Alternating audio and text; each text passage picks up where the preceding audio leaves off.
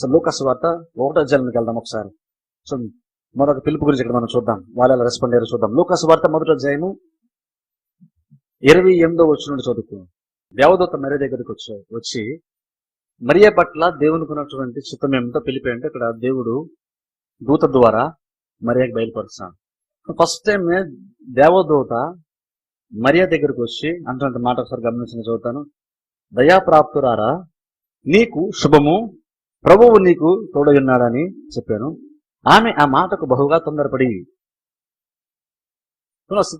దేవుడు వాళ్ళ దగ్గరికి వచ్చినప్పుడు వాళ్ళు నువ్వు చాలా ప్రత్యేకమైన దానవు, నువ్వు చాలా ప్రత్యేకమైన వాడవు అని మాడుతూ దేవుని యొక్క చిత్తం వారి పట్ల ఏమైతుందో దాన్ని చెప్పడం మొదలు పెట్టినప్పుడే వాళ్ళకి స్ట్రగుల్ స్టార్ట్ అయింది. ఇప్పుడు దయాప్రాప్తురాలు అనగానే వెంటనే అనుకుంటామంటే నాకు అది గొప్ప ఆశీర్వాదం కలగబోతుంది అని మనం అనుకుంటాం.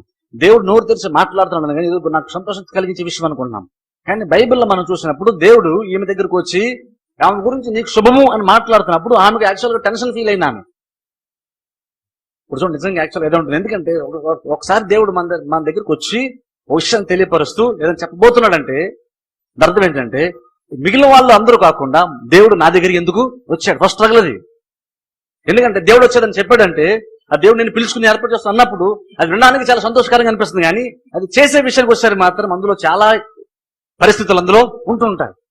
ఎందుకని వచ్చి చెప్పేసరికి వెంటనే చూడండి ఆమె తొందరపడుతుందండి. ఏంటి అనుకున్నాను వెంటనే నువ్వు పశుతాద్వారు కుమారుని అంటావు అనగానే అక్కడ అది ఈజీ అయిపోయింది ఆమెకు. అక్కడ ఆలోచించిన ఒకసారి ఆమె యాక్సెప్ట్ చేసింది, ఆ పిలుపుని ఆమె యాక్సెప్ట్ చేసింది. కానీ యాక్సెప్ట్ చేసింది ఆమె ప్రమోషన్ దొరుకుద్ది అనుకున్నారు మీరు? ఆమె చెప్పగానే ప్రతి వాళ్ళు నమ్ముతారు అనుకున్నారా? అప్పుడు వాళ్ళ ఎంగేజ్మెంట్ అయ్యింది, భర్త కూడా విడిచిపెట్టడానికి రెడీ ఆలోచన చేస్తూ ఉన్నారు. పిలుపులో ఉన్నటువంటి ప్రాబ్లం ఏంటంటే దేవుడు పిలుచుకోగానే దాన్ని మనం ఓకే అనగానే వెంటనే ఆటోమేటిక్ రెడ్ కార్పెట్ ఎవరు వేయరు. దేవుడు పిలుచుకోగానే ఇక్కడ నుండే స్ట్రగుల్స్ ఆడతాయి. ఎందుకంటే మరియ గురించి చాలా మంది చాలా రకాలు అనుకుంటారు, ఎవరు నమ్మరు. ఎందుకంటే ఆమెకున్నటువంటి ఎక్స్పీరియన్స్ ఇంకెవరికి అక్కడ లేదు, ఒక ఎలిజబెత్కి తప్ప. ఆమె ఏదైతే ఎక్స్పీరియన్స్ చేస్తుందో దేవుడు ఏ కార్యం అయితే ఆమెలో జరిగిస్తూ వచ్చాడో అది ప్రపంచంలో ఆమెతో పాటు ఎలిజబెత్ తప్ప ఇంక ప్రపంచంలో ఎవరికి ఎక్స్పీరియన్స్ లేదు, ఎవరికి దాని గురించి తెలియదు. కాబట్టి ఈమె వెళ్ళి చెప్పిన ఎవరు కూడా నమ్మరు. ఎందుకంటే ఇక్కడ నుండి ఈమె పెట్టడం ప్రణాళిక ఉన్నతమైనటువంటిది, అది ఎవరికీ లేదు. కాబట్టి ఈమె చెప్పినప్పుడు ఎవరు కూడా యాక్చువల్ దాన్ని యాక్సెప్ట్ చేసే స్థితిలో ఉండరు. యాక్సెప్ట్ చేయడం కాదు కదా, ఇంకా తిరిగి నిందించడం కూడా మొదలు పెడతారు. ఆమె మనం ఇప్పుడు ఏదో క్యాజువల్ బైబిల్ చదువుకి వెళ్ళిపోతే ఏదో ఆమె రక్షకులు జన్మనిచ్చింది అని ఆమె మనం గొప్పగా చెప్పుకుంటాము. కానీ దాన్ని యాక్సెప్ట్ చేసి దాన్ని ఒప్పుకోవడానికి ఆ 9 నెలల మోసి కనడానికి అనేక మంది, ఎంతమంది దగ్గర ఆమె జవాబు చెప్పుకోవాల్సి వచ్చిందో, ఎంతమందిని బహుశా డౌట్ఫుల్ గా చూస్తుంటారో, ఆమె ఎంతమంది సమాధానం చెప్పుకోవాల్సి వచ్చిందో అది మనకు అర్థం కాదు. అది కానీ అది ఆమెకే అర్థం అవుతుంది. ఎందుకంటే అలాంటి ఎక్స్పీరియన్స్ ఇంకెవరికి లేదు. ఒక ఎలిజబెత్కి ఎక్స్పీరియన్స్ ఉంది. అందుకని బైబిల్ మనం తర్వాత కొంచెం కింద చదివితే ఆమె ఎలిజబెత్ దగ్గరికి వెళ్ళిందంట. ఎందుకని ఆమె ఏదైతే ఎక్స్పీరియన్స్ చేస్తుందో ఆ స్పెషాలిటీ ఏదైతే ఆమెలో ఉందో అది అర్థం చేసుకోవాలంటే మరి ఆమె తల్లి దగ్గరికి వెళ్తే తల్లి మరి అర్థం చేసుకోదు. అక్కడ ఎవరు అర్థం చేసుకుంటారంటే ఆమె లాంటి ఎక్స్పీరియన్స్, ఆమె లాంటి పిలుపు ఎవరికైతే ఉంటుందో వాళ్ళైతేనే ఈమె ఏదైతే కలిగి ఉందో దాన్ని కరెక్ట్గా వాళ్ళు అర్థం చేసుకుంటారు. ఈమె ఇప్పుడు ఒకరికి చూసుకుని ప్రాకారం నిలబడింది. ఈమె ఎక్స్పీరియన్స్ వేరు, కింద ఎక్స్పీరియన్స్ వేరు. ఎంత చెప్పినా సరే కింద ఉన్నటువంటి వాళ్ళు ఆ స్థితిలోనికి వెళ్ళరు. ఎప్పుడైనా సరే ఇద్దరు సమానం అవ్వాలంటే పైన ఉన్నవాడు కింద దిగితే తప్ప కిందనోడు ఎప్పుడు కూడా పైకి వెళ్ళలేడు. ఆత్మస్థితిలో ఉన్నటువంటి విషయం ఏంటంటే అది గొప్పతనం అనొచ్చు లేదా ప్రాబ్లం అనొచ్చు. విషయం ఏంటంటే సేవకుని యొక్క ఆత్మస్థితి వేరు, ఆత్మస్థితి వేరు. కాబట్టి ఆలోచన విధానం వేరుగా ఉంటుంది, విశ్వాసాలకు ఆలోచన విధానం వేరుగా ఉంటుంది. ఎప్పుడు కూడా ఆ గ్యాప్ ఎప్పుడు ఉంటూనే ఉంటుంది. మీరు ఒకవేళ ఇప్పుడు ఏమవుతుంది స్టేజ్కి మీరు ఒక వన్యత మీరు వచ్చినా సరే ఆ వన్య నేను ఈ స్టేజ్లో ఉన్నాను, నేను ఇంకా కొంచెం ముందుకి వెళ్ళిపోతాను. కాబట్టి ఏంటంటే జీవితాంతం కూడా గ్యాప్ అలాగునే ఉంటుంది. ఆ గ్యాప్ అలా ఉంటుంది కాబట్టి ప్రాబ్లం కూడా అక్కడ అలాగనే వస్తుంది. ఎందుకంటే అర్థం చేసుకోవడం కష్టం. మీరు ఏదైతే ఈ రోజు మీరు ఎక్స్పీరియన్స్ చేస్తున్నారో ఒక ఆత్మ సంబంధంగా, నేను ఆల్రెడీ ఎక్స్పీరియన్స్ చేస్తుంటాను 1 or 2 years బ్యాక్. అది ఇప్పుడు ఏదైతే నేను ఎక్స్పీరియన్స్ చేస్తున్నానో అది మీరు ఇప్పుడు ఎక్స్పీరియన్స్ చేయలేరు. అది మీరు ఎప్పుడు ఎక్స్పీరియన్స్ చేస్తారంటే నేను ఆల్రెడీ దాన్ని దాటి ముందుకు వెళ్ళిపోయిన తర్వాత మీరు మళ్ళీ ఆ స్టేజ్కి మీరు రావచ్చు. అంటే అర్థం అంటే ప్రతిసారి కూడా మీకంటే ఒక అడుగు ముందే ఉంటాం. అయితే అది గొప్పగా చెప్పుకునే విషయం కాదు, అది అందులో ప్రాబ్లం ఉంది. ఎందుకంటే అది ఎవరికి అర్థం కాదు. ఎవరికి అర్థం అవుతుందంటే ఎవరైతే నేను ఎక్స్పీరియన్స్ ఎక్స్పీరియన్స్ చేయగలుగుతారో వాళ్ళకి మాత్రమే నేను చెప్పినప్పుడు వాళ్ళకి విషయాలు అర్థమవుతాయి. అంటే మరి ఏం చెప్పబోతున్నా సరే మరి చెప్పేది అర్థం అవ్వాలంటే అది కేవలము ఎలిజబెత్ ప్రపంచంలో ఇంకెవరికి అర్థము కాదు. ఎలిజబెత్ ఏం ఎక్స్పీరియన్స్ చేస్తుందో అది అర్థం చేసుకోవాలంటే మరి తప్ప ఇంకెవరికి అర్థం కాదు. వీరందరూ కూడా మళ్ళీ ప్రాబ్లం. అందులో వ్యత్యాసం ఏంటంటే ఎలిజబెత్ వృద్ధురాలు, మరియా ఇంకా కన్య, వయసు ఉన్నాను. కానీ ఇద్దరులో వాళ్ళకుంటే ఎక్స్పీరియన్స్ వ్యత్యాసమైనప్పుడు కూడా దేవుని విషయానికి వస్తే మాత్రం వాళ్ళిద్దరు ఎక్స్పీరియన్స్ ఒకటి. అందరూ ఇద్దరు కలిసినప్పుడు ఎలిజబెత్ గర్భంలో ఉన్నటువంటి యోహాను గంతులు వేశాడని బైబిల్ చెప్తుంది. ఇద్దరు ఎక్స్పీరియన్స్ ఒకటి కాబట్టి. అంటే అర్థం ఇక్కడ నిజంగా కనుక ఒక పాస్టర్ని బిల్లివర్ ఎప్పుడు కూడా అర్థం చేసుకోవడం చాలా చాలా కష్టం. అందుకని బైబిల్ దేవుడు మనకి ఇచ్చాడు. దీన్ని బట్టి ఎంతో కొంత అర్థం చేసుకోవడం మన ప్రయత్నము చేయాల్సి ఉంటుంది. బిలీవర్గా బ్రతకడం ఈ రోజుల్లో చాలా మంది కష్టమైపోతుంది. బిలీవర్గా తెచ్చుకోవచ్చు, బైబిల్ చదువుకుంటూ వాక్యం వింటూ దేవుని అనుసరించడానికి ఈ రోజుల్లో బిలీవర్స్ గా సాగడానికి చాలా మంది కష్టమైపోతుంది. ఇప్పుడు బిలీవర్గా సాగడానికే ఇబ్బంది పడుతున్నటువంటి వారు, బిలీవర్ సాగడానికి ఇష్టం లేనటువంటి వారి మధ్యన ఓ వ్యక్తి నిలబడి వాళ్ళకంటే కొడుకు ముందుంటూ వీళ్ళు నడిపించే ప్రయత్నం చేస్తుంటే అందులో చాలా స్ట్రగుల్ ఖచ్చితంగా ఉంటుంది. ఒకసారి చూద్దాం చూడండి. మోషే దగ్గరికి వెళ్దాం ఒకసారి. నిర్గమకాండం 32వ అధ్యాయం. నిర్గమకాండం 32వ అధ్యాయము.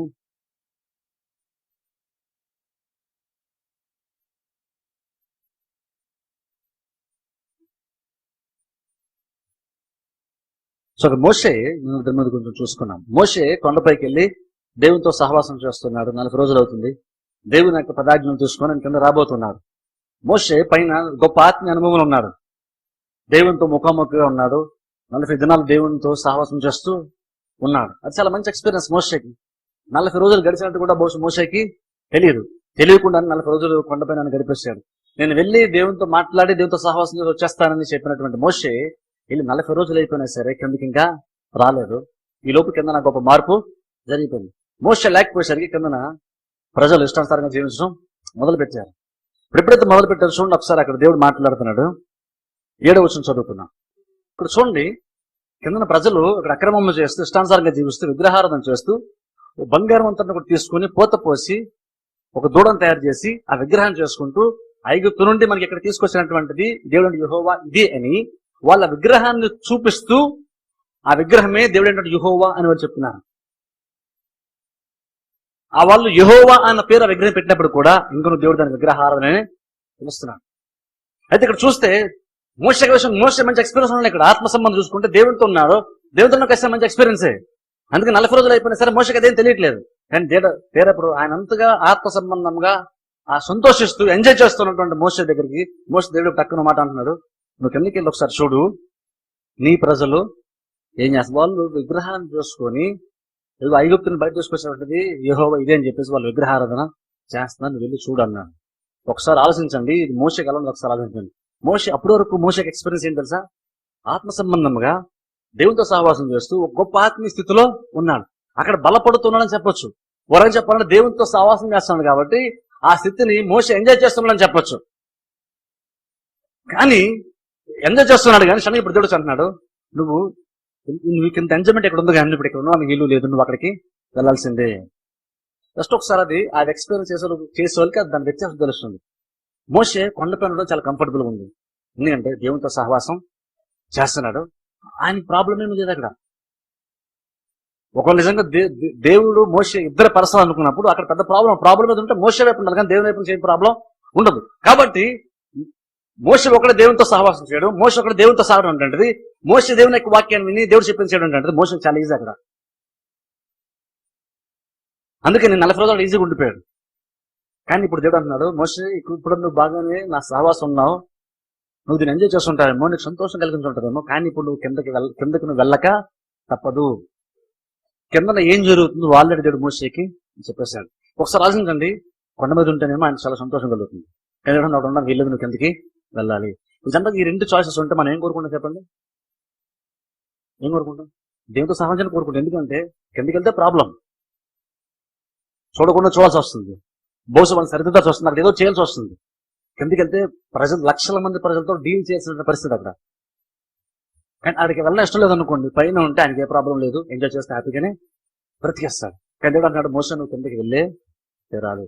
దేవుని సహవాసాన్ని కాదని, దేవునితో ఉన్న ఎంజాయ్మెంట్ని కాదని కిందకి వెళ్ళడానికి ఎవరు ఇష్టపడతారు, కానీ వెళ్ళక తప్పదు. సో అంటే అక్కడ ఆలోచించండి, నాకు అందులో మనం జస్ట్ క్యాజువల్ చదువుకుని వెళ్ళిపోతే మామూలు ఉంటుంది. కానీ ఎక్స్పీరియన్స్ చూసుకుంటే ఆయన చాలా అనుభూతి పొందుతున్నాడు దేవుడి సన్నిధిలో. నాకు అది కాదని ప్రాబ్లమ్ని క్రియేట్ చేసిన ప్రజల దగ్గరికి ఇప్పుడు వెళ్ళాల్సిన పరిస్థితి ఏర్పడుతుంది. వెళితే వాళ్ళు వింటారో లేదో కూడా తెలియదు. అసలు వాళ్ళ స్థితి అక్కడ ఎలా ఉందంటే, అక్కడ ఇంకా మనం కింద చదువుకుంటే వాళ్ళు ఏమన్నా తెలుసా, కొంచెం పైన మనం చదువుకుంటే 3వ వచనం 4వ వచనం చదువుకుంటే వాళ్ళు ఏమంటారు తెలుసా, ఒక ఆయన అంటాడు, అసలు మోషే వెళ్ళి 40 రోజులు అయిపోయింది, అసలు ఆయన ఏమయ్యాడు ఎవరికి తెలీదు. కష్టపడి ఫరోతో వెళ్ళి మాట్లాడి వీళ్ళని బయటికి విడిపించి బయటికి తీసుకొచ్చేస్తే, బానిసత్వం నుండి విడిపిస్తే ఇప్పుడు వీళ్ళేమన్నా తెలుసా, మోషే ఏమయ్యాడు మాకు తెలీదు, కాబట్టి విగ్రహాన్ని చేసుకొని మనం పూజిద్దాం అనుకుంటూ దేవుడు యెహోవా అని పేరు పెట్టి దీన్ని వీళ్ళు పూజించి ఇది మనల్ని బయటికి తీసుకుని వచ్చింది అంటున్నారు. ఒకసారి ఆలోచించండి, అప్పటి వరకు నడిపించినటువంటి ఈ నాయకులైనటువంటి మోషే ఎలా ఉండదు ఒకసారి ఆలోచించండి. ఎందుకంటే ఫరో దగ్గరికి వెళ్ళి కష్టపడి మాట్లాడింది ఈయనే, కన్విన్స్ చేసింది అన్ని చేసింది ఈయనే, బయట తీసుకొచ్చాడు. బయట తీసుకొచ్చినప్పుడు సముద్రం పాయలన్నాడు, బాగానే మాట్లాడారు. ఆ సముద్రం పాయలో వినుపు మోషను చనుక్కున్నారు, మమ్మల్ని చంపడం తీసుకొచ్చావా, ఐగుప్తుల సమాధానం లేవన్నారు. కానీ ఇప్పుడు సముద్రం కూడా దాటినప్పుడు వాళ్ళు సంతోషంగా ఉన్నారు. ఇప్పుడు మోషే పైకి వెళ్ళినప్పుడు వాళ్ళు అంటున్నారు, మోషే ఏమేయడం మాకు తెలీదు, కాబట్టి విగ్రహాన్ని మనం చేసుకొని దేవుడి కింద పెట్టుకొని ఇక నుండి ఈ విగ్రహం మనల్ని నడిపిస్తుంది. ఆశ ఒకసారి ఆలోచించండి, అప్పటి వరకు వాళ్ళంటే ఒక మనిషి అక్కడ నిలబడి వీళ్ళు నడిపించాడు. కానీ ఇప్పుడు తెర చూస్తే వీళ్ళ విగ్రహాన్ని పెట్టి విగ్రహాన్ని ఫాలో అవడానికి రెడీ అయ్యారు, కానీ మోషేని ఫాలో అవడానికి రెడీగా సో దాని ఒకసారి ఆలోచించండి మీరు.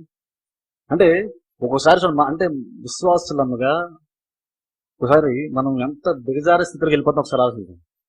ఇక్కడ మోషే కర్ర పడేస్తే పాము అయింది, మోషేను తెగులు రప్పించాడు, ఇవన్నీ చేశాడు. ఆ ఎక్స్పీరియన్స్ అంతా వాళ్ళు కన్నారా చూశారు. కానీ ఇక్కడ ఓ టైం వచ్చేసరికి వీళ్ళు అన్నారు, మోషే ఏమి ఇవ్వడం మాకు తెలియదు, మనకు ఇష్టం మనం చేసుకున్నాం, విగ్రహాన్ని చేసుకున్నాం, ఎక్కడ మన ముందు మనం నడిపించేది ఈ విగ్రహమే. మోషే ఇవ్వడం మాకు తెలియదు. ఒక విగ్రహం అయినప్పటికీ విగ్రహాన్ని చేసుకొని అవసరత విగ్రహాన్ని చేసుకోవడానికి వాళ్ళ సొంత బంగారం సైతం ఇచ్చి విగ్రహాన్ని చేసుకొని దాన్ని పూజించడానికి దాన్ని మొక్కడానికి రెడీ అయ్యారు. కానీ అప్పటి వరకు నేను ఈయన్ని ఏర్పరచుకున్నాను, నేను పిలుచుకున్నాను, ఈయన మిమ్మల్ని నడిపిస్తాడు అని దేవుడు మోషేని తీసుకొచ్చి అక్కడ పెట్టిన తర్వాత కూడా కనిపించేటువంటి మనిషిని కంటే అసలు ఎప్పుడు యెహోవా దేవుడినే చూడలేదు. కానీ ఆ దేవుడే చెప్పుకుంటూ కొత్తగా ఒక విగ్రహాన్ని చేసుకుని ఆ విగ్రహాన్ని ఫాలో అవడానికి విగ్రహాన్ని మొక్కడానికి మాత్రం వీళ్ళు రెడీ అయిపోయారు. ఇప్పుడు చూడండి, అది విశ్వాసాలకు అది అక్కడ కింద ఇజ్రాయెల్ ప్రజలకు ఎలా ఉందో తెలియదు, కానీ మోషేకి అయితే అసలు యాక్చువల్గా చాలా పెద్ద ప్రాబ్లమే అంటున్నాను. ఈ పిలుపులు ఇదంతా ఉంటుంది. ఇప్పుడు కిందకి ఇష్టపడ్డు, మోషేకి ఇష్టం ఉండదు, కానీ వెళ్ళే తీరాలి, అవన్నీ డీల్ చేసే తీరాల్సి ఉంటుంది. పిలుపులో ఎంత ప్రాబ్లం ఉంటుంది కాబట్టి ఆనాడు యెరెమీయా కూడా చేయడానికి ఇష్టపడలేదు. నేను జీవించాలి అనుకుంటే నాకు ఏ ప్రాబ్లం లేదు అసలు, ఎందుకంటే నేనేం చేయాలి నాకు తెలుసు, నాకు స్ట్రగుల్ ఉండదు, ఎందుకంటే నేను అనుకుందని చేసేస్తాను. కానీ నేను అనుకుంది మీ ద్వారా చేయించాలంటే అక్కడ నాకు స్ట్రగుల్ ఖచ్చితంగా రాదు. ఎందుకంటే నేను చెప్పేది ఫస్ట్ ఆఫ్ ఆల్ మీరు అర్థం చేసుకుంటారో లేదో తెలియదు, అర్థం చేస్తే దాన్ని చేస్తారో లేదో కూడా తెలియని పరిస్థితి. అందులో మనం మిస్అండర్స్టాండ్ చేసుకుంటారో లేదో కూడా తెలియదు, అండర్స్టాండ్ చేసుకుంటారో లేదో తెలియదు, మిస్అండర్స్టాండ్ చేసుకోవచ్చు. మీరేనుకుంటే ఒకసారి మా పాస్ మమ్మల్ని అర్థం చేసుకోవట్లేదని అంటారు. చాలా మంది విశ్వాసం ఇచ్చే కంపెనీ అంటే పాస్ గారు మమ్మల్ని అర్థం చేసుకోవట్లేదని అంటారు. 30 మంది 40 మంది ఉన్నప్పుడే అనుకుంటున్నాం పాస్ గారు అర్థం చేసుకోవాలనుకుంటున్నాం. 40 మంది కూర్చొని ఒక వ్యక్తి అర్థం చేసుకోలేనప్పుడు ఒక వ్యక్తి నిలబడి 40 మంది అర్థం చేసుకోవాలంటే అందరు 40 మంది ఉంటే అర్థం ఏంటంటే అన్నది కాకుండా ఇంకొక 40 సొంత చిత్తాలు సొంత ఇష్టాలు అక్కడ కనబడుతున్నాయి. మనుషులే కాదు, సొంత ఇష్టాలు ఉన్నాయి. అన్నిటినీ ఒక త్రాటిపైకి తీసుకురావాలంటే, పైగా దేవుని త్రాటిపైకి తీసుకొని రావాలంటే ఇది చాలా స్ట్రగుల్తో కూడినటువంటి పని. మోషే బిలీవర్గా సాగడానికి ఆయన ఈజీ, ఈవెన్ నాకైనా బిలీవర్గా సాగడం చాలా ఈజీ. అందులో బైబిల్ చూసారా, మరి ముఖ్యంగా వాక్యం ముందు ప్రయాసపడేటువంటి వారిని ఎక్కువగా ఘనపరచమని బైబిల్ చెప్తుంది. ఒకసారి చూడండి వాక్యాన్ని, తిమోతికి రాసిన మొదటి పత్రిక చూసుకుంటున్నాం. తిమోతికి రాసిన మొదటి పత్రిక 5వ అధ్యాయం. తిమోతికి రాసిన మొదటి పత్రిక 5వ అధ్యాయము 17వ వచనం చూస్తారా, రెట్టింపు సన్మానమునకు పాత్రలుగా ఎంచవలను. చూడండి, యెరెమీయా గ్రంథం మనం అందరం మొదటిగా చూసాం. యెరెమీయా దాన్ని ఒప్పుకోలేదు, పిలుపుకి ఒప్పుకోలేదు, ఇష్టపడలేదు లోబడ్డాను. న్యూ టెస్ట్మెంట్కి వచ్చారు కూడా దేవుడు అంటున్నాడు, విశేషంగా వాక్యమందు ప్రయాసపడు వారిని. ఇప్పుడు ప్రయాసం అన్న విషయానికి వస్తే మనం సహజమైన కష్టాల గురించే మాట్లాడతాం మనం. కానీ ఇక్కడ నిజంగా సంఘం ఎలా ఉండాలంటే, సంఘం పట్ల తీవ్రతమైనటువంటి పౌలు నిజంగా పరిచయం ఏంటో చెప్తున్నాడు, వాక్య పరిచయం ఏంటో చెప్తాన్నాడు. వాక్యమందు ప్రయాసపడేటువంటి వారిని మరింతగా మీరు సన్మానించాలి అంటున్నాడు. ఎందుకంటే స్పెసిఫిక్ గా వాక్యమందు నేను చెప్తున్నాడు, ఎవరు పాస్టర్ పాపం కష్టపడతానంటే అర్థం చేసుకుని చెప్పలేదు ఇక్కడ. వాక్యం ముందు ప్రయాసపడేటువంటి వారు వాళ్ళని ఇంకెక్కువ సన్మానించాలంట. వాక్యం ముందు ప్రయాసపడేటువంటి, ఎందుకంటే ఆ వాక్యం యాక్చువల్ మీకు ఉపయోగకరంగా ఉంటుంది. ఆ వాక్యం మిమ్మల్ని బ్రతికిస్తుంది కాబట్టి మిమ్మల్ని బ్రతికించేటువంటి ఆ ప్రాసెస్ లో ఎవరైతే ప్రయాసపడుతున్నారో, మీలో జీవన్ ప్రయత్నం చేస్తారో, బలం నింపే ప్రయత్నం చేస్తారో, వాళ్ళు ఎక్కువగా మీరు సన్మానించాలని బైబిల్ మనం చూస్తున్నాం. ఇప్పుడు చూడండి, అందుకే వాక్య పరిచయం అంటే ఒకసారి మనం చాలా ఈజీ అనుకుంటాం, కానీ అంత ఈజీ కాదు. అని చూడండి, ఒక్కొక్కసారి అంటే అందుకనే పాస్టర్ గారిని మిస్అండర్స్టాండ్ చేసే ప్రమాదం ఇక్కడే ఉంటుంది. ఎందుకంటే జనరల్ గా మోస్ట్లీ నన్ను చాలా మంది ఏంటంటే ఇక్కడే చూస్తారు. మీరు నన్ను, నేను ఇక్కడ నిలబడి వాక్యం చెప్తున్నప్పుడు నేను చర్చలోకి వచ్చి పాటల దగ్గర నుండి వాక్యం ఎవరికి మీరు నన్ను చూస్తారు. ఆ తర్వాత ఇంట్లో ఎలా ఉంటుంది మీకు ఎవరికి తెలియదు. కాబట్టి ఇక్కడ నేను నిలబడి నేను కనిపించే విధానము, నేను చెప్పే విధానము, నేను మాట్లాడే తీరు మీరు చూసినప్పుడు అనిపిస్తుందంటే నిజంగా ఇదంతా నేను మీరు అనుకుంటారు. ఇప్పుడు సపోజ్ నేను మంచి పాట రెడీ వచ్చాను అనుకుంటే అనుకుంటాను పాస్టర్ ఏంటంటే ప్రాబ్లమ్స్ ఏమి, ఎందుకంటే మీరు జస్ట్ ఎక్కడ చూస్తున్నారు, చర్చలో చూస్తున్నారు, 2-3 hours చూస్తున్నారు. మీరు నన్ను వినుకుంటానంటే చర్చలో ఎలాగైతే కనబడుతున్నారో ఇంట్లో కూడా ఇలాగనే ఉంటారు అనుకుంటారు. కానీ యాక్చువల్గా ఇక్కడ మీ ముందు కనబడితే ఇంట్లో నేను ఉండను. కానీ చాలా మంది అది తక్కువ పడతారు. అందుకే నేను చూడండి, ఒకసారి పరిచయం సిన్సియర్గా చేసుకెళ్తున్నప్పుడు చాలా మంది తప్పుగా అర్థం చేసుకుంటారు. ఎందుకంటే చెప్తే ఒకసారి ఏంటంటే చెప్పే విధానం చూసినప్పుడు పాస్టర్ గారు గర్వం ఎక్కువ అనుకోవచ్చు, పాస్టర్ ఆయన స్టూడెంట్ అంతా చేస్తాడని అనుకోవచ్చు, అంత ఆయనండి అనుకోవచ్చు, ఆయన ప్రకారం ప్రతి జరుగుతుంది అనుకోవచ్చు, ఆయన గర్వం ఎక్కువ అనుకోవచ్చు. గమనించండి, ఎవరైనా కనుక మీరు నా గురించి అలా అనుకుంటే మీకు నా గురించి తెలియదని అంటాను. ఎందుకంటే మీరు జస్ట్ ఇక్కడ నన్ను చూసి, నేను ఇక్కడ నిలబడి ఇక్కడ చేసే విధానం చూసి, నేను ప్రసంగం చేసే విధానం చూసి మీరు జడ్జిమెంట్ ని ఇస్తున్నారు. కాబట్టి నేనైతే అనుకుంటే అలా కనుక మీరు అది అనుకుంటే, ఇంకెవరిని అనుకుంటే, నేనైతే అనుకుంటానంటే నాకు యాక్చువల్ నా గురించి తెలియదు. నేను చాలాసార్లు మనసారి అనుకుంటాను నా గురించి యాక్చువల్ చాలా మందికి తెలియదు. తెలిస్తే వాళ్ళని యాక్చువల్ ద్వేషించరు. చాలా మంది నేను తెలియదు కాబట్టి ఇక్కడ నిలబడినప్పుడు నన్ను చూస్తున్నారు కాబట్టి ఇదే ప్రసన్న కుమార్ అనుకుంటారు కాబట్టి ఈ 3 hours నన్ను చూసి, 2-3 గంటలు నన్ను చూసి ఒక వ్యూకి వస్తారు. కానీ యాక్చువల్గా ఇక్కడ ఉన్నట్లుగా ఇంట్లో ఉంది. ఇక్కడ మీ ముందు నిలబడుతున్నప్పుడు ఎక్స్పీరియన్స్ వేరు, ఇంట్లో నాకు ఎక్స్పీరియన్స్ వేరు. ఇక్కడ నిలబడుతున్నప్పుడు ఉన్నంత ఇది ఇంటి దగ్గర ఉండదు. ఇక్కడ నిలబడాలంటే ఇంట్లో చాలా స్ట్రగుల్స్ ఖచ్చితంగా ఉంటాయి. ఇక్కడ నిలబడినప్పుడు ఏం ప్రాబ్లమ్స్ మాట్లాడడం కాబట్టి, ఏం ఇబ్బందుల గురించి చెప్పుకోం కాబట్టి, ఏం పెద్దగా ఎదవ్వం కాబట్టి, నేను ఇంటి చర్చలు అంత ఎంజాయ్ చేస్తాను, ఇంట్లో అంత ఎంజాయ్ చేస్తాను చాలా మంది అనుకుంటారు. కానీ యాక్చువల్గా వాస్తవం అది చాలా సందర్భంలో అలా ఉండదు. అంటే మనం అనుకుంటాం ఒకసారి ఏంటంటే ఆ పరిచయం చేస్తున్నప్పుడు చూసిన విధానాన్ని బట్టే మనం ఒకసారి జడ్జిమెంట్ ఇస్తుంటాం. అందుకే దేవుడు ఎరిమితో అన్నాడు, చూసారా, నువ్వు భయపడద్దు అంటున్నారు. నువ్వు వెళ్ళు, నేను పంపించిన చోట నువ్వు వెళ్ళు, నేను చెప్పింది నువ్వు చెప్పమని చెప్పు. ఎందుకంటే ఇదంతా దేవుడు ఎరిమితో డీల్ చేస్తున్న విధానం కానీ, ఎరిమియాని దేవుడు కన్వెన్స్ చేసిన విధానం కానీ ఇది ప్రజల ముందు జరగలేదు. ప్రజల ముందు ఏం జరుగుతుంది అంటే ఎరిమియాకి దేవుడు ఏం చెప్పాడో అది చెప్పినప్పుడు మాత్రమే ఎరిమియా ప్రజల ముందు నిలబడతారు. కానీ ఇదంతా కూడా దేవుడు ఎరిమియాతో డీల్ చేసింది. ప్రభు నేను వెళ్ళను, ప్రభు నేను మాట్లాడాలని చెప్పినటువంటి అంతా కూడా ప్రజల ముందు జరగలేదు. సో ఎప్పుడైతే ఎరిమియా నిలబడి మైక్ తీసుకొని చెప్పడం మొదలు పెడతాడో వాళ్ళు అప్పుడే ఎరిమియాని చూశారు కాబట్టి ఆ 2-3 గంటలు ఆయన మాట్లాడిన దాన్ని బట్టి, ఆయన చూసిన దాన్ని బట్టి వీళ్ళు జడ్జిమెంట్ ఇవ్వడం మొదలు పెడతారు. అంతకుముందు వెనకాల దేవుడు పిలుచుకున్నప్పుడు నేను వెళ్ళన్న విషయం ప్రజలకి అర్థం కాదు. నేను అసలు ఇది చేయడానికి ఇష్టపడదన్న విషయం వాళ్ళకి అర్థము కాదు. వాళ్ళు ఏమవుతుంటే ఇప్పుడు ఎరిమియా నోరు తెరిచి ఏం మాట్లాడో చూస్తాం, చూసిన దాన్ని బట్టే ఒక జడ్జిమెంట్ ఒక సర్టిఫికేట్ ఇస్తాం. అయినా చూడండి, పరిచయలో నిజంగా కంటిన్యూల్ గా సిన్సియర్ గా అంటే బలవంతంగా కాకుండా అని బైబిల్ అంతా చదివి చూసారా పేద పత్రికలో అలా చేయండి. అర్థమేనంటే ప్రజల యొక్క సర్టిఫికేట్ మెప్పుకోవడానికి ఎప్పుడు ఫాస్ట్ ఎక్స్పెక్ట్ చేయనే కూడదు, ఇప్పుడు మంచి ఎక్స్పెక్ట్ చేయకూడదు. ప్రసంగం బాగుందన్నది మాత్రం నన్ను యాక్సెప్ట్ చేస్తారని గ్యారంటీ ఏమీ లేదు. అని నేను కొంచెం చెప్తున్నప్పుడు అది మీరు నమ్మకపోవచ్చు, నన్ను ప్రేమించవచ్చు, మీరు ప్రేమించకపోవచ్చు, గౌరవించకపోవచ్చు. కానీ పరిచయం చేసేటప్పుడు ఏంటంటే నేనేంటంటే మీ సర్టిఫికెట్ మీద డిపెండ్ అయితే నేను చేయాల్సిన సరిగ్గా చేయలేను. దేవుడు సేవకులు పిలిచినప్పుడు యాక్చువల్గా ఎరిమియాకి ఎవరికైనా దేవుడు చెప్తారంటే, ఎరిమియా నువ్వు ప్రజల దగ్గరికి వెళ్తావు, నేను చెప్పింది నువ్వు చెప్తావు, కానీ వాళ్ళ దగ్గర నువ్వు భయపడు మాకు, ఎందుకంటే నువ్వు చెప్పింది వాళ్ళకి చాలా సందర్భాల్లో యాక్సెప్ట్ చేయకపోవచ్చు. కానీ నీ పిలుపు విషయానికి వచ్చేసరికి, పరిచయ విషయానికి వచ్చేసరికి నీకు ప్రజలకు మధ్యన కాదు, నీకు నాకు మధ్యన దేవుడు చెప్తున్నాడు. పరిచయ విషయానికి వచ్చేసరికి ప్రజలతోనే డీల్ చేస్తున్నారు పాస్టర్ గారు. ప్రజలతోనూ విశ్వాసులకి పాస్టర్ గారి మధ్య జరుగుతారు కనబడుతుంది. కానీ యాక్చువల్గా పాస్టర్ వ్యూ వచ్చేసరికి మాత్రము అది యాక్చువల్ విశ్వాసాలకి పాస్టర్ గారి మధ్య జరిగేటువంటిది కాదు, దేవునికి పాస్టర్ గారికి మధ్యన జరిగేటువంటిది. అందుకే అందులో థర్డ్ పార్టీ యొక్క ఐడియాతో పని లేదు. దేవుడు చెప్పాడా, చెప్పిన దాన్ని సేవకుడు ఆ ప్రవక్త దాన్ని అంగీకరించడా లేదన్నటువంటిది. కానీ ఇందులో మరి చెప్తాను ప్రభు వాళ్ళు ఏమనుకుంటారో చూద్దాం అని దేవుడు చెప్పిన దాన్ని ప్రవక్త వెళ్ళి విశ్వాసం దగ్గర వెళ్ళి అడిగి దాన్ని బట్టి ప్రభు ఓకే అన్నారు అని చెప్పడానికి వీలు లేదు. అందుకని దేవుడు నీ పిలుచుకుంది నేను అని చాలా సందర్భాలు అంటాడు. అంటే ఆ ప్రజలు నిన్ను ఏర్పరచుకోలేదు. నువ్వు మాకు పాస్టర్ ఉండని వాళ్ళంటే నేను పెట్టి అక్కడ పెట్టలేదు, ఏర్పాటు చేసుకొని వాళ్ళకి నువ్వెవరో తెలియక ముందే నేను ఏర్పాటు చేస్తున్నాను. అసలు వాళ్ళు కూడా పుట్టక మునిపే, నువ్వు పుట్టక మునిపే వాళ్ళ కొరకు నిన్ను చూసినట్టుగా వాళ్ళని చూశాను. వాళ్ళ ముందు నువ్వు నిలబడ్డానికి నేను ఏర్పాటు చేస్తున్నాను. ఇదిగో ఈ రోజు నేను పిలుస్తున్నాను, నువ్వు వెళ్ళి అక్కడ నిలబడి వాళ్ళ ముందు పరిచర్య చేయాలంటే యాక్సెప్ట్ చేయడానికి ఇష్టపడలేదు, కానీ చేసే అందులో గమనించండి. అందుకే వాక్య పరిచయలు ముఖ్యంగా ప్రయాసపడేటువంటి వారికి ఉన్నాం. ఎందుకంటే మీరు డ్యూటీలో ఎంత కష్టపడుతున్నారో మీకు తెలుసు, బహుశా నాకు తెలుస్తుంది, కొంతవరకు తెలుసు, కానీ నాకు పూర్తిగా తెలియదు.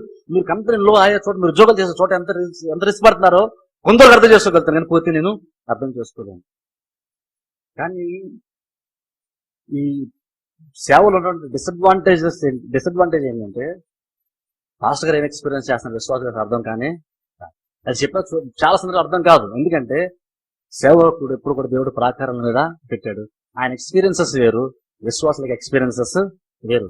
ఈ రెండు ఎప్పటికీ యాక్చువల్గా కలవు. చాలా మంది ఏంటంటే విశ్వాసాలు ఆ స్థాయికి రాదు కదా, యాక్చువల్ పాస్టర్ గారు వీళ్ళ స్థాయికి వచ్చేస్తారు. అది తప్పే. పాస్టర్ ఎప్పుడు అర్థం చేసుకోకపోయినా పాస్టర్ ఎప్పుడు ఆ స్థాయిలోనే ఉండాలి. అలానే ప్రతి చూడాల్సి ఉంటుంది, అలానే ప్రతి చెప్పాల్సి ఉంటుంది. అందుకని చూడండి, పిలుపు అనగానే సేవకు పిలుచుకున్నాను కానీ వెంటనే ఆటోమేటిక్ అందరికి యాక్సెప్టబుల్ కాదు, అది అందరూ యాక్సెప్ట్ చేయగలిగేటువంటిది కాదు. ఎందుకంటే అందులో చాలా రిస్క్ ఉన్న విషయం వాళ్ళకి తెలుసు.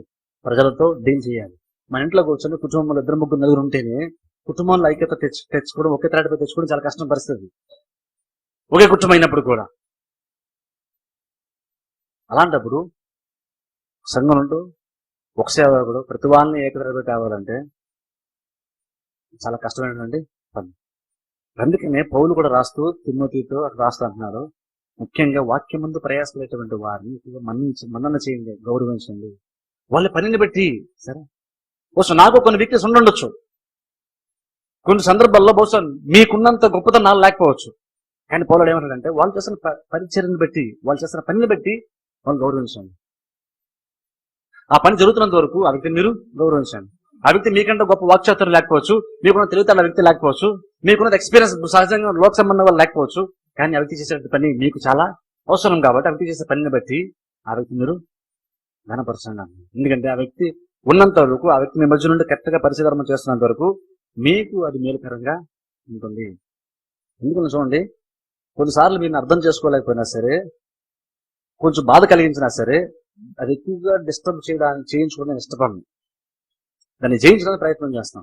ఎందుకంటే ప్రతిదీ వాళ్ళు నా గురించి ఏమనుకుంటారో అని ప్రతిసారి ఆలోచిస్తూ కూర్చుంటే, ఈ వాక్యం గురించి ఇలా చెప్తే వీళ్ళు ఏమనుకుంటారో అని ఆలోచిస్తే, ఇది చెప్తే వాళ్ళు ఏమనుకుంటారో అని ఆలోచిస్తే ఒక్కరోజు కూడా నిలబడి వాక్యం చెప్పడం కుదరదు.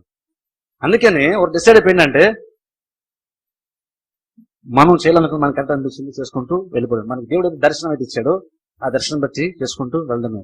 వాళ్ళు అర్థం చేసుకోలేరా అంటే అర్థం చేసుకోలేరు లేకపోవచ్చు అనేటువంటిది ఆల్రెడీ బైబిల్ ద్వారా, బైబిల్ ఉన్న భక్తులనే చాలా అర్థం చేసుకోలేదు కాబట్టి ఆఫ్టర్ లేని పెద్ద ఇష్యూయే కాదు. కాబట్టి ఎప్పుడైతే అలా అనుకుంటామో చేసే పని ఈజీగా చేసుకుంటూ వెళ్ళగలుగుతుంటాం. అని గమనించండి, శాసనం సిచ్యువేషన్ ఏంటంటే మనం ప్రతిదీ కూడా ఒక విస్తృత ప్రాబ్లం అయినా సరే దాన్ని బేసిక్గా పాస్టర్గా చూపిస్తుంటాం మనం. కానీ ఒకసారి ఆలోచించండి, అందరినీ పాస్టర్ అర్థం చేసుకోవాలనుకోవడం కూడా ఎంత కరెక్ట్ వాక్యానుసారం కాదు, వాక్యానుసారం కాదు. అందుకని ఆలోచించండి, నేను కొన్ని చెప్పేవి, నేను కొన్ని చేసేవి మీకు ప్రతిదీ మీకు అర్థం కాకపోవచ్చు, నేను బహుశా ప్రతిదీ మీకు ఎక్స్ప్లెయిన్ చేయలేకపోవచ్చు, నేను కొన్ని చెప్పట్లేదు కాబట్టి లేదా కొన్ని చేయట్లేదనో అది మీకు బహుశా అది నా గర్వాన్ని మీరు అనుకోవచ్చు, లేదా ఏదని అనుకోవచ్చు. కానీ అక్కడేంటంటే అది గర్వాన్ని మీరు అనుకుంటారేమో, బహుశా అనేది అనుకుంటాను పరిచర్యలో ఉన్నటువంటి సీరియస్నెస్ అంటాను నేను దాన్ని. పరిచర్యలో సీరియస్, ఎందుకంటే ఇక్కడ ఇంట్లో కూర్చొని బిహేవ్ చేస్తే చర్చిలో ఉండి బిహేవ్ చేయడం వీలు లేదు. ఇక్కడ ఏంటంటే ఇది చాలా ప్రాముఖ్యమైన పని కాబట్టి ఈ ప్రాముఖ్యమైన పని చేసినప్పుడు సిల్లీగా నిలబడి సిల్లీగా చేయడానికి వీలు లేదు. అందుకని చర్చలో ఉన్నసేపు నేను కొంచెం సీరియస్గా ఉండడానికి ఇష్టపడతాను. సీరియస్ అంటే అందులో కోపం అని కాదు, ఎవరి మీద ద్వేషం అని కాదు, పని మీద ఏకాగ్రత ఉండాలి. ఆ పనికి అంత విలువ ఉంటే ఆ పనిని బట్టి ఆ సీరియస్ ఖచ్చితంగా వస్తుంది. అనే చూడండి, ఒక సేవకుడు సిన్సియర్గా దాన్ని చేస్తున్నప్పుడు ఒక మీకు ఇబ్బంది కలిగేదని చెప్పినప్పుడు కూడా మీరు ఆలోచించాలి. ఎందుకంటే మనం లోకంలోకి వెళ్ళినప్పుడు ఈ ప్రభుత్వ శాఖలు చాలా వరకు అక్రమం నిండిపోయినప్పుడు మనందరం కూడా ఏమనుకుంటాం అంటే ఈ శాఖలు చెప్పుకుంటూ ఇదంతా ఒక అక్రమంతో నిండిపోయింది, లంచగొండితో నిండిపోయిందని మనం చెప్పుకుంటాం. ఎవరు సిన్సియర్గా పనిచేయడం అనుకుంటాం. మనం సిన్సియర్ పని చేసే కావాలని మనం అనుకుంటాం, అండ్ లోకంలో ఎక్స్పెక్ట్ చేస్తుంటాం, అది లేదని బాధపడుతుంటాం. ఎవరో చర్చలకు వచ్చేసరికి ఇక్కడ పాస్టర్ సిన్సియర్ నిలబడి చెప్తే మాత్రం ఆ సిన్సియరిటీ మనకి నువ్వు సిన్సియరిటీ కోరుతున్నావు అనేక శాఖల్లో, అది భవిష్యత్తు అక్కడ లేదు, కానీ నువ్వు దేవుడి దగ్గరికి వచ్చిన దేవుడు దాన్ని చూపిస్తున్నాడు. కానీ మనకు ఒకసారి అది కానీ చూడండి, ఒకసారి మీరు కొంచెం ఆలోచించాలి. నాకు ఇది బాధ కలుగుతున్న విషయం తెలిసి కూడా ఎందుకు నాకు ఆ విషయాన్ని ఆయన చెప్పారు ఆలోచిస్తే అప్పుడు మనసు ఏంటో మీకు అర్థమవుతుంది. అని ఎప్పుడు కూర్చొని పై చూసి ఎప్పుడు నమ్మకూడదు, మాట్లాడే విధానమో చూసేయడానికి ఎప్పుడు నమ్మకూడదు. అందులో ఉన్న స్పిరిట్ ఏంటో తెలుసుకోవాలి, అందులో సారాంశాన్ని అర్థం చేసుకోవాలి. అని చూడండి, పెళ్లి పంట అనేది ఎవరికి యాక్చువల్గా ఇష్టం ఉండేటువంటి కార్యము కాదు. పాస్టర్గా బ్రతకడం నాకు యాక్చువల్ ఇష్టమైన కార్యమే చెప్పాలంటే. ఎందుకంటే మనుషులతో డీల్ చేయాల్సిన పని. ఒక జాబ్ ఉందనుకోండి, నా పని నేను చూసుకొచ్చేస్తాను అనుకుంటే ప్రాబ్లమే లేదు, ఎవరితో పని లేదు, ఇంక నా పని నేను చేసుకొచ్చేస్తాను, ఇది పెద్ద ప్రాబ్లం ఏం కాదు. కానీ నా పనల్లా ఇంకోళ్ళతో డీల్ చేయడమే, ఇంకోళ్ళతో మాట్లాడడమే, ఇంకోళ్ళు కన్విన్స్ చేయడమే, ఇంకోళ్ళతో వ్యవహరించడమే అన్నప్పుడు అది చాలా రిస్క్ ఉన్నటువంటి పని. కానీ చేయక తప్పదు. ఎందుకంటే ఇది విశ్వాసాలకి పాస్టర్ మధ్యన కదా, సేవకుని దగ్గర తెలుసుకున్న పిలుపులో విషయం ఏంటంటే అది విశ్వాస పాస్టర్ గారి మధ్య జరిగేటువంటిది కాదు, అది సేవకునికి దేవునికి మధ్యన జరిగేటువంటిది. నన్ను పిలుచుకుంది దేవుడు అన్నప్పుడు లెక్క చెప్పాల్సింది ఆయనకి, కాబట్టి చేసే ప్రతిదీ కూడా ఆయన దృష్టి చేయాల్సి ఉంటుంది. నేను లెక్క చెప్పాల్సింది మీకు కాదు. అలా అంటే ఏదైనా గర్వం ఉందని కూడా కాదు, నేను మీకు ఆన్సరబుల్ కాదని అంటే. మనుషులకు ఆన్సర్ చేసుకోవడం చాలా చాలా ఈజీ తెలుసా. నేను మీకు కాదు, నేను దేవునికి అనగానే అది గర్వంగా అనిపిస్తుంది మీకు. కానీ ఒక మనిషి దగ్గర జవాబు చెప్పడం, ఒక మనిషి క్వశ్చన్ చేస్తే చెప్పడం చాలా ఈజీ, కానీ దేవుడు క్వశ్చన్ చేసినప్పుడు చెప్పడం చాలా చాలా కష్టం. ఇక్కడ చేసే ప్రతిదీ, నేను చేసిన ప్రతి ప్రసంగం, నేను మాట్లాడే ప్రతిదీ, చేసిన ప్రతిదానికి ఓ రోజు నా దేవుడు అన్నది అడుగుతాడు. అదే మీరు అడిగితే ఏదో రకంగా మిమ్మల్ని కన్విన్స్ చేయొచ్చు, ఒక ఇష్యూ కాదు. కానీ దేవుని దగ్గరికి ఉన్నప్పుడు ఆయనకు అన్ని తెలుసు, లోపల ఏం జరుగుతుంది అన్ని తెలుసు. ఆయన కన్విన్స్ చేయడం ఈజీ కాదు. అది ఎప్పుడు దృష్టిలో పెట్టుకునే పని చేస్తాను నేనైతే. అది అలా కనబడకపోవచ్చు, నేను ప్రతిసారి అల్లెలు స్తోత్రం నేను అందకపోవచ్చు, నేను అంత ఆత్మీయ కనబడకపోవచ్చు, కానీ నేనేంటంటే ఇక్కడ నిలబడి మీరు చూసిన దాన్ని బట్టి జడ్జ్మెంట్ చేయడం వీలు లేదు. కాబట్టి ఏంటంటే పిలుపులో స్ట్రగుల్ ఖచ్చితంగా ఉంది, పిలుపులో సంతోషం ఉండదు, పిలుపులో యాక్చువల్గా చాలా ప్రాబ్లం ఉంది. అదేంటంటే మీకు కన్సెప్ట్ మీకు అర్థం కాదు. అది ఆ పిలవబడినటువంటి వాళ్ళకి, నాలాంటి ఎక్స్పీరియన్స్ ఎవరికైతే ఉంటుందో వాళ్ళకి మిమ్మల్ని చెప్పుకుంటే నా గురించి కొంత అర్థమవుతుందేమో, కానీ విశ్వాస అర్థం కానే కాదు. అని ఏమంటే తెలుసుకుంది దేవుడు, ఏర్పాటు చేసిన దేవుడు. ఎందుకంటే జన్మలకు ప్రవక్తగా నేను పెట్టినాను, మీ కొరకు దేవుడు నన్ను ఏర్పాటు చేసుకున్నాడు. అందులో గర్వం లేదు, అందులో అహంకారం ఏమీ లేదు. ఇంకా చెప్పాలంటే నేను కనుక బిలీవర్గా పెడితే మీకంటే చాలా దారుణంగా పెడతాను. బిలీవర్ అయితే నేను ఒక్కోసారి మనసులో అనుకుని ఉంటాను, నేనే కనుక విశ్వాసం అయ్యి ఉంటే నేను ఖచ్చితంగా పాస్టర్ గారికి హీటెక్ ఇచ్చేసి ఉండేమో, అందుకే దేవుడు నన్ను అలాగున్నా చేసి అనిపిస్తుంది. అందుకే చూడండి, ఆలోచించండి, ఇది చాలా సీరియస్ అయినటువంటి విషయం, దేవునికి లెక్క చెప్పాల్సిన పరిస్థితి. అందుకేంటంటే ఇందులో కరెక్ట్ అండర్స్టాండింగ్ ఉండాలి మనకి. అండర్స్టాండింగ్ అంటే దేవుడు వ్యక్తిని నన్ను బలపరచడానికి, నన్ను సరిగ్గా నడిపించడానికి దేవుడు ఇక్కడ మనల్ని ఒక వ్యక్తిని పెట్టాడు.